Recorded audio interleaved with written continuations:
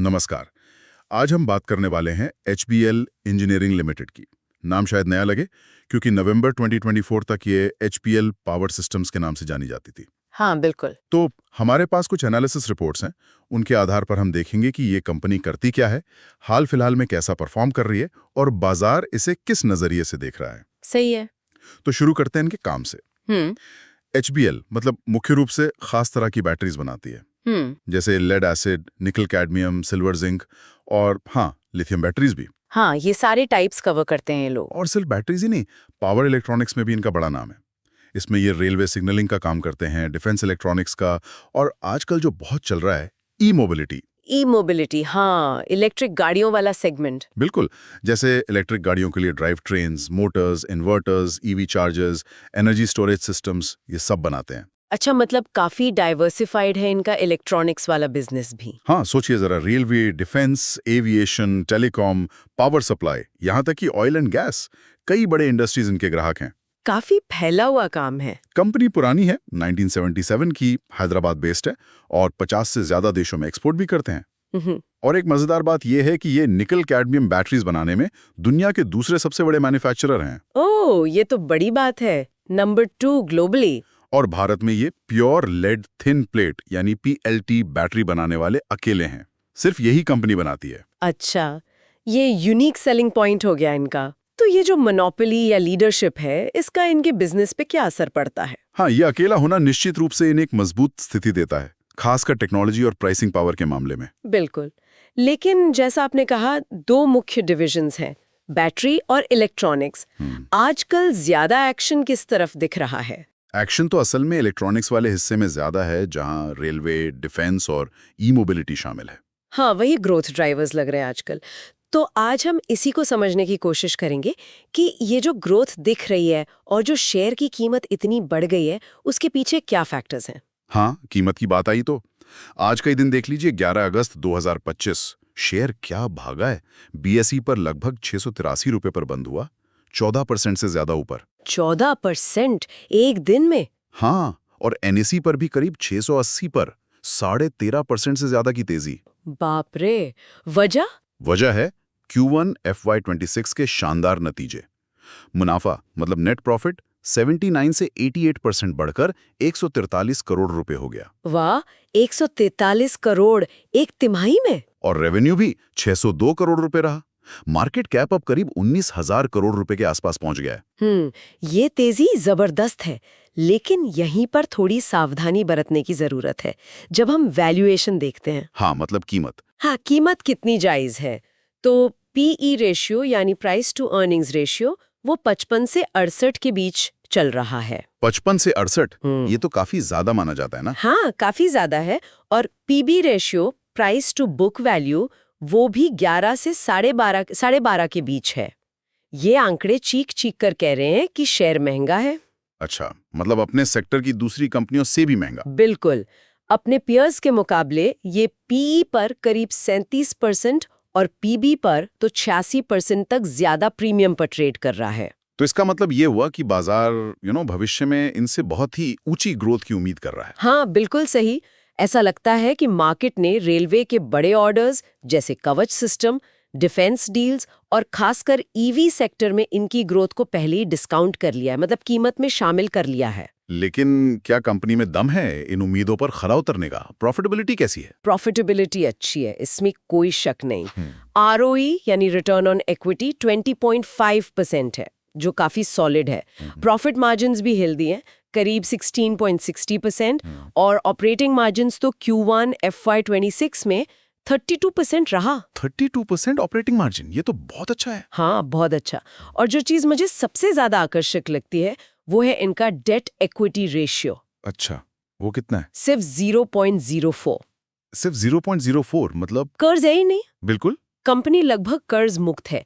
ये financial health के लिहाज से एक बहुत बहुत बड़ी ताकत है। इससे उन्हें फ्लेक्सिबिलिटी मिलती है, बिना किसी दबाव के वो ग्रोथ के मौकों पे निवेश कर सकते हैं। ये तो वाकई शानदार है। अच्छा, अब जरा कमाई की ग्रोथ पर आते हैं। रिपोर्ट्स बता रही हैं कि फाइनेंशियल ईयर 2022 से 24 के बीच रेवेन्यू डबल हो गया। हाँ, ये ग्रोथ जबरदस्त रही है और ये आई है ज्यादातर इलेक्ट्रॉनिक्स डिवीजन से, रेलवे, डिफेंस और खासतौर पे ई मोबिलिटी। और मुनाफे का क्या, वो भी इतनी तेजी से बढ़ा? मुनाफा तो और भी तेजी से बढ़ा है। सोचिए FY21 में नेट प्रॉफिट सिर्फ 14 करोड़ था, जो FY24 में बढ़कर 281 करोड़ हो गया। 14 करोड़ से 281 करोड़, बस 3 साल में? हाँ, अगर हम पिछले 5 साल का CGR देखें, मतलब कंपाउंडेड एनुअल ग्रोथ रेट, तो वो 64.5% है। 64.5% CAGR, हर साल औसतन इतनी ग्रोथ? हाँ, ये फिनोमिनल ग्रोथ है। और हालिया Q1 का जो 143 करोड़ का प्रॉफिट है, वो भी पिछले साल के इसी क्वार्टर से 79% ज्यादा है। कमाल है। लेकिन यहाँ एक सवाल उठता है, क्या ये रफ्तार बनी रह सकती है? खासकर तब जब ये डिफेंस और रेलवे जैसे सेक्टर्स पर काफी निर्भर हैं, जो थोड़े साइक्लिकल माने जाते हैं, मतलब सरकारी पॉलिसी या बजट पर डिपेंड करते हैं। ये बहुत वैलिड पॉइंट है। अभी तो माहौल अच्छा है, सरकार का इंफ्रास्ट्रक्चर पर जोर है, रेलवे सेफ्टी पर फोकस है, कवच सिस्टम और ईवी का पुश भी है। इससे ग्रोथ को सपोर्ट मिल रहा है।